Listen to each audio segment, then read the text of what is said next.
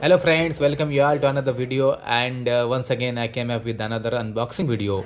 And friends, you know that I have purchased the Ramrar V2 gloves, but actually it was not fitted. It was very tight to my hands, and therefore I returned it and I bought another that gloves from the Royal Enfield. But actually, you know that the open box delivery was there, and they have delivered it open boxly. So here are the gloves, and you can see these are the actually the things which came with these gloves. And actually, when I uh, wear it, actually, you know that there is the issues in size, because the M size, actually it is a very tight on my hands, and when I try to wear this, so I have written I just want to return this because it is a loose.